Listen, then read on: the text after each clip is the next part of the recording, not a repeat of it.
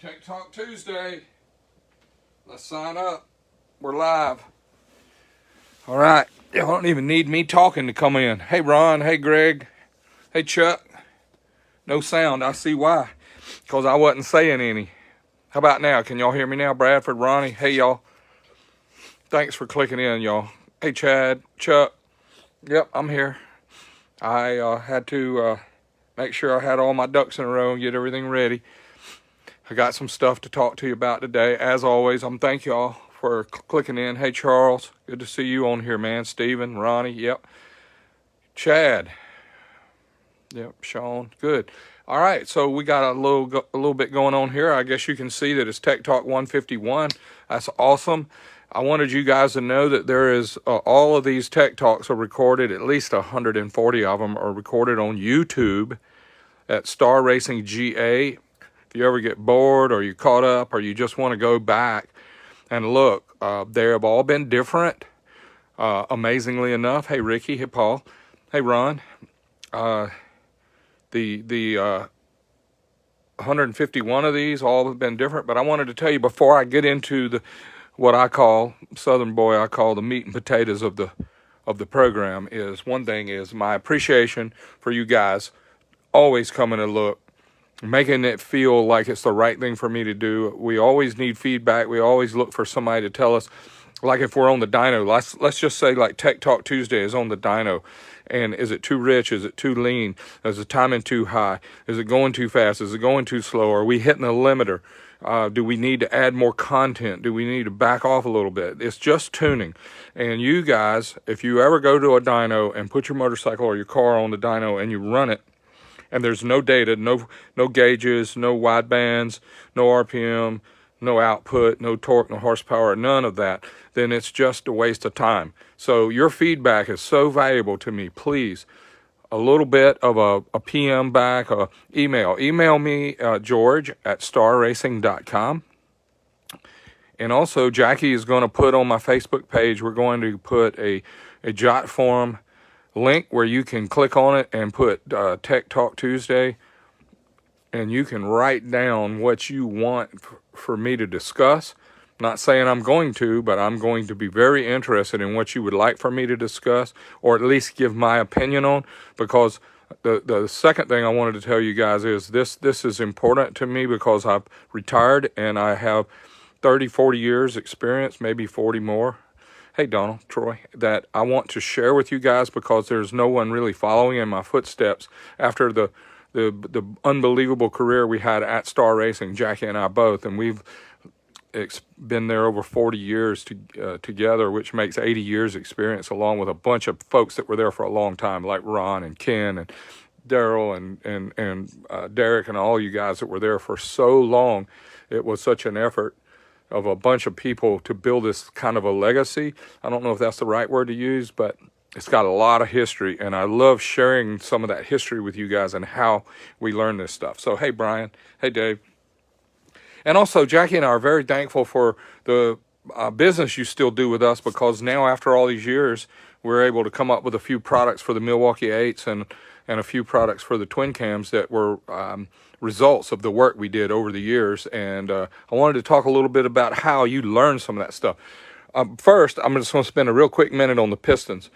Over time, having engine dynos, 2 or 3 different engine dynos and a couple different chassis dynos, we were able to take pistons like this for the Pro Stock.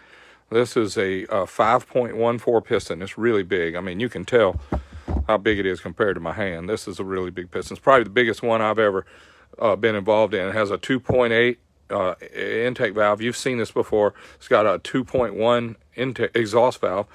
And what's the really important part about this piston is one year we were really well funded and we wanted to develop the best rings and the best pistons.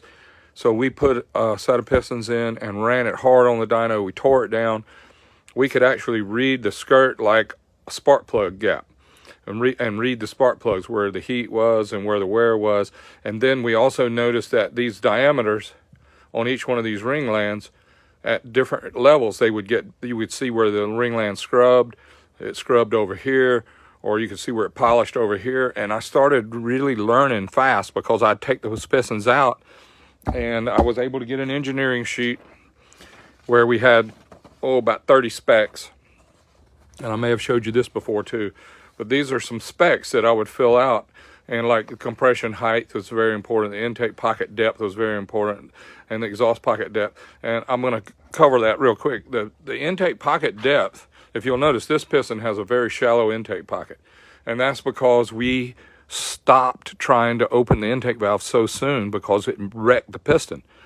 It just would make the piston so ugly it would take a lot of ignition time and to burn it all. So we started backing off on the intake valve opening, and we were able to run less piston depth, pocket depth. Same thing on the exhaust side. This is almost no pocket at all because we started closing the exhaust valve sooner so that we didn't have to dig so deep into piston with a pocket. And then you end up with, we work on our chamber, all of us, all engine guys, cylinder head guys, they make the chamber beautiful, and then we hand the heads off to some guy that gets whatever piston he wants, and a lot of times they're not really interface each other. And this is the floor of the combustion chamber, and the head is the roof of the combustion chamber, and these two things have to match. So I wanted to tell you about that. And the other part I wanted to share with you is these ring lands right here. They're all a different diameter. They all have a different shape. This piston is not round. The ring lands are not round. They have ovality to it. We have the piston is different diameter here than it is here. And because we wanted to have the wear and the heat expansion of this piston, if you'll look at the bottom, there's nothing out here to get hot. There's nothing out here to get hot. So there's no expansion this way compared to this way. So the piston gets bigger 12 to 6, and it does not get as big from 9 to 3. So when this would all the heat would transfer, this piston would not be round going down the racetrack or going down the road. So we learned the hard way. 15 designs in 1 year. We drove the piston company mad because I would change these numbers, all these numbers on here, to give them the next iteration. And we did 15 iterations in 12 months to come up with the best piston we could. Different shape here, different spark plug grooves. Look how many different gas ports. We never did get enough of those to let the top ring really seal like we wanted to. We measured blow by to the nth degree. We measured blow by like people measure horsepower. And we learned a lot by doing it this way. Now, so have said all that, all these years that Jackie and I and the guys at Star Racing worked, we learned about piston design that was not available on the internet. It wasn't available in a book. There's so many dimensions that on a custom piston you call out because you're responsible for what it looks like and what it runs like. So if you got a part of your piston after you run it, and I've talked to several engine builders in the last few days about this part touched and this part didn't. This part right here is too big in diameter, or it's got the wrong ovality to it. That's a really cool word. The ringland has to have an ovality to it because any of you guys ever scaled a car? You scale a race car, you put it on 4 scales, you read the wheel weights, and then you jack the car around with the springs and the shocks and all the bars and all the links to make the car have a static weight, so that when it's going down the racetrack or going in the corners, it has the right amount of weight on each corner, each wheel. The piston has to be built in a static way that is not perfect. It is a very unusual shaped piston when it's just sitting on the table, and you hope that it's almost perfectly round and straight and parallel when it's in operation at peak speed and peak temperature. And that's just learned. And very thankful that I was able to learn that. Now, another thing I read about a lot is people talking about the throttle body. And somewhere along the line, back through history, we read somewhere that if you put too big of a carburetor on an engine, it will hurt your low-end power, hurt torque and acceleration and recovery time. Well, these guys that we're talking to today, hardly any of them run carburetors. Most of them run throttle bodies. And what we have learned, if you get the right event timing, to get the right cam timing, it really doesn't matter if it's big. It doesn't matter if the ports are big. It doesn't matter if the velocity, how you measure that with some kind of probe or some kind of math, the velocity is low. It's still, if you open the valve at the right time and you close the valve at the right time, you can get the amount of air you need in. And trying to keep velocity up and using a small throttle body or a small intake port to keep the velocity up is starving you for some horsepower that you can make further up. We haven't found, I mean, even just testing with the guys at Moonshine, putting the 64 millimeter throttle bodies on the Milwaukee 8 on the stock engines, they come with a 55, put the Screaming Eagle manifold and the Screaming Eagle 64 millimeter throttle body on it with the right camshaft makes more torque than it does with the little one, because it's limiting the amount of air that goes in the engine. The manifold is limiting the amount of air that can go in the engine. So when somebody tells you don't put that big throttle body or that big manifold in there, it's going to hurt your torque or your low end power, that's something they read on the internet more than something they proved on the dyno, in my opinion. And that's where we're at on all of this, is my opinion. So I'm going to try and help you visualize this stuff in a way that I have failed at it before. I put these little blue papers over the confusing writing that's on this degree wheel, because these numbers that they put on these degree wheels were developed back in the 60s or 70s, and our cam timing is not those numbers anymore. I'll give you an example, and I hope you can see this. I'm gonna drop it lower, and I'm gonna try and aim this. If you'll look, I put a pointer on the board, and here's TDC. Does everybody see this? Pointer and TDC. I hope you can. All right. I'm going to do my best.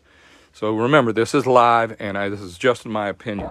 I'm going to back this engine up, and I'm going to put 20 degrees before top dead center. This is when just a cam, I'm talking about on a Pro Stocker, Milwaukee 8, a Chevrolet, a Ford, a Chrysler, a Hemi, it doesn't matter. Let's say we open the intake valve at 50 thou lift at 20 degrees before top dead center. So we can see that the engine's going to be able to turn 20 degrees before top dead center. All right. I also want you to notice that people talk about piston, TDC lift. On cam cards, we put, like on the 3030 cam we sell, it says the intake TDC lift is 0.128 lift. Right here, it's at 50 degrees lift.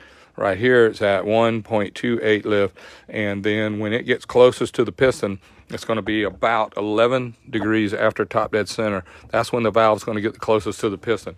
But it's not a lot of lift right here, because full lift is way over here at the lobe center.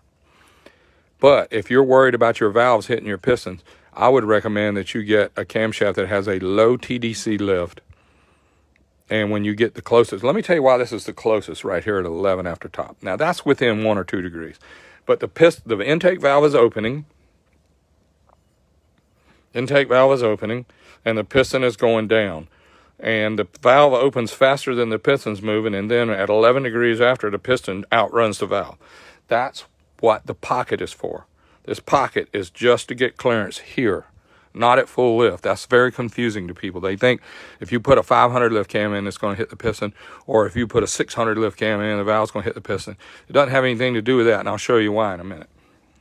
All right, let's keep rotating here. All right. The next thing we have is the lobe center on the intake. Let's go all the way to the lobe center. I want to tell you also, while we're going down on the intake stroke right now, I put a star right here at 78, 77 degrees after top. That's when the piston is going the fastest it will go down. The valve is way behind it trying to catch it. When we get to, let's say you have a cam that's in at 105. Here's 100.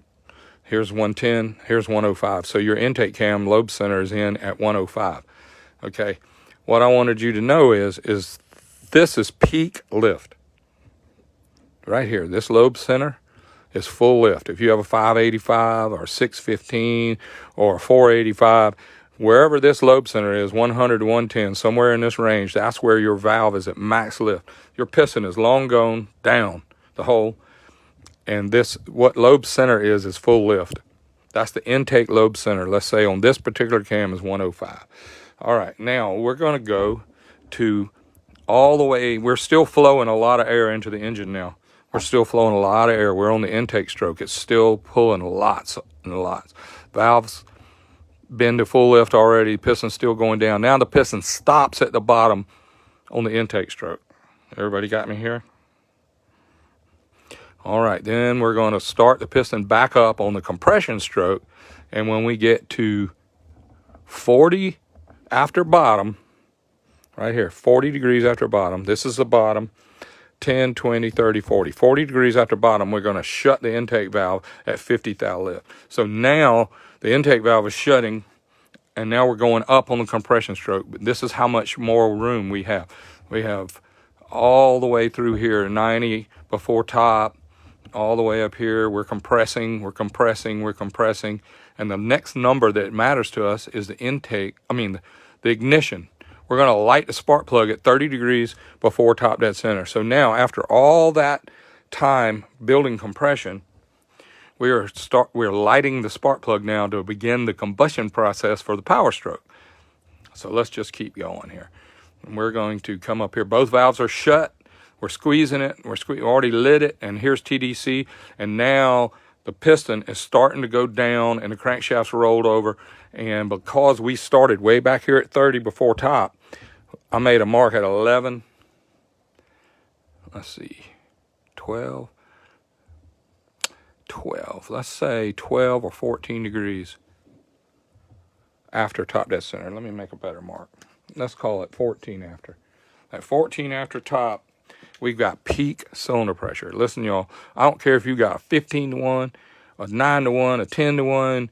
Oh, if you got the ignition timing right, you will make peak pressure here at 14 degrees after top dead center. And piston's moving away fast now on the power stroke. So at 15, 14, 13 after top, pressure's starting to go down now as the piston goes down. And the next number that comes into play is the exhaust valve opening. All right, let's see where I can go here. Exhaust valve. All right, we're going down on the power stroke. We're making big power. I want to say something about this. When you get to, let's go back here. This star, that's that 77, 78 degrees after top. That's when the piston's going the fastest on the power stroke. It's also when the piston's going the fastest previously on the intake stroke. But now on the power stroke, the piston's going the fastest. So after this point right here, pressure's falling so fast, there's no reason really, in my mind, to wait any longer to open the exhaust valve. People say, yeah, but you need to leave that valve, that exhaust valve closed so we can put more pressure on the piston. I'm telling y'all, the piston's going down faster than the pressure in the cylinder on gasoline. So we're going, here's 90, the piston's halfway down, and right about, let's go right about here. What's that? That's right here, about 50 before bottom, we open the exhaust valve. So there's a lot of wasted time where there's not much work going on in here.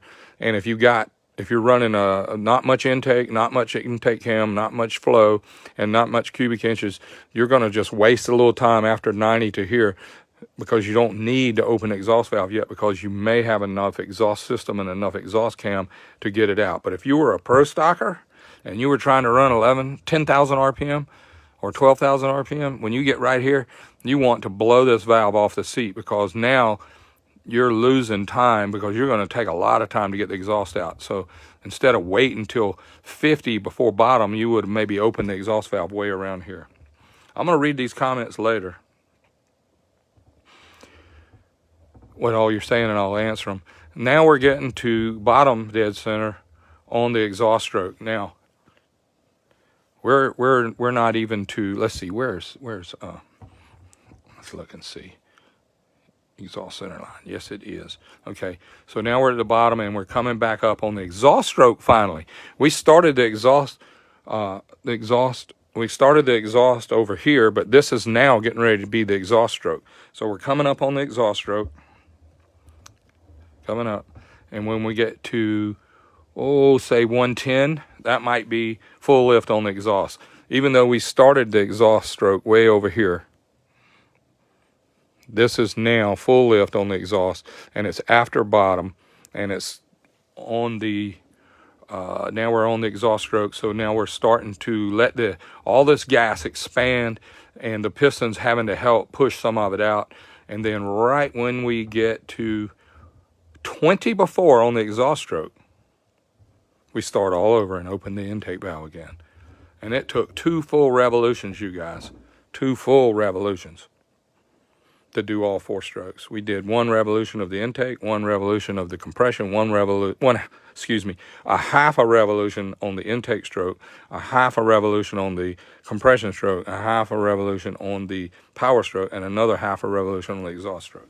So I just spent a bunch of time trying to explain that to you guys, and I wrote these numbers down kind of in order so I would remember how to talk about it.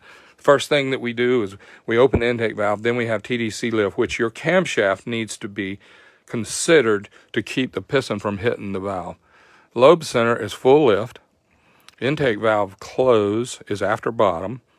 That's where we trap the mixture. Then the intake fires in the middle of the compression stroke, and then we get peak cylinder pressure after TDC, just 14 after TDC, and then we get the exhaust valve opening after the pressure subsides on the power stroke, and then we end up with the exhaust valve closing. And I'm sure there's a couple things that I missed or I skipped over too fast right there, but I wanted to tell you about that. And let's see if you've got any questions that you could bring on here, and let's talk about that real quick.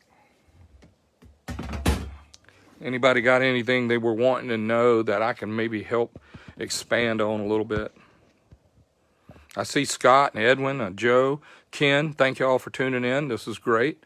Had a opportunity to spread some of that a little bit. Hey, Brandy, y'all are doing good, man. Tell them boys I said hi. Glad to have y'all on here. Oh, I know something I wanted to say about before we get into the questions. I want to also tell you guys, Brandy name right there made me think of something about nitrous oxide. We built a really nice flow bench for the nitrous systems back in 2010, 2011, and it was a really great system. A really smart engineer, and I'm going to say really one more time, really. And it's just about the overlap. We had a flow bench where we could inject the exact amount of nitrous we run down the racetrack. We could inject the same amount of fuel we run down the racetrack. We put a cylinder on the head, and we have put indicators on the valves to open the valves at TDC. The intake valve was open at 200 lift, and the exhaust valve was open at 200 lift on overlap.